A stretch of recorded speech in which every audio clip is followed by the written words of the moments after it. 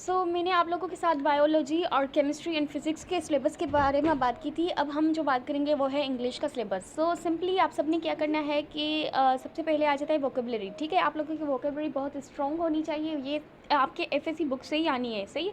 और कुछ टर्म्स हैं जो आपने क्लियर कर लेने हैं, ठीक है, जैसे सिनोनियम्स हो गया, एंटोनियम्स हो गया, होमोफोन्स हो गया, ठीक है। And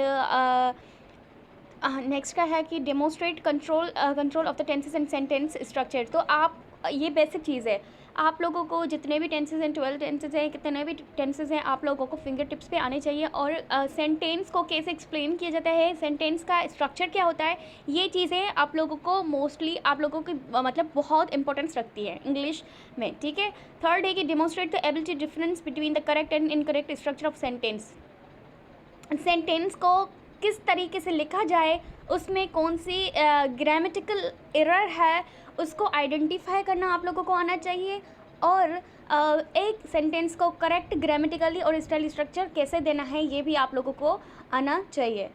demonstrate correct use of the subject verb agreement of the article और प्रीपोजिशंस को भी आप लोगों ने पढ़ लेना है, सही है। नेक्स्ट है कि demonstrate the ability to identify mistakes in sentence in short written text. These error could be the inappropriate word order vocabulary it. इसका मतलब ये हो गया, आप लोगों को एक छोटा सा पैराग्राफ देंगे, ठीक है, आप लोगों को कहेंगे कि उसमें से कोई भी एरर फाइंड करें, ठीक है, फाइंड आउट करें।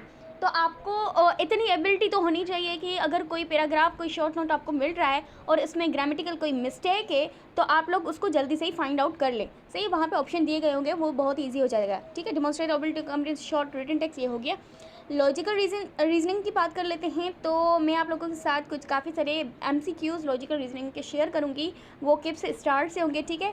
तो ये सब जो टॉपिक्स हैं उनके हैं कि क्रिटिकल थिंकिंग हो गया, लेटर्स एंसेंबल सीरीज़ हो गया, लॉजिकल रिडक्शन हो गया, लॉजिकल प्रॉब्लम्स हो गया, कोर्स ऑफ एक्शन हो गया, काज एंड इफेक्ट हो गया। काज एंड इफेक्ट का ये सारी चीज़ें आप लोगों के पिछले सिलेबस में भी थी, ये सारी चीज़ें, और ये ईजी होते हैं। उसके ऑलमोस्ट आई थिंक 6 या 6 ही होते हैं एमसीक्यूज़, ठीक है।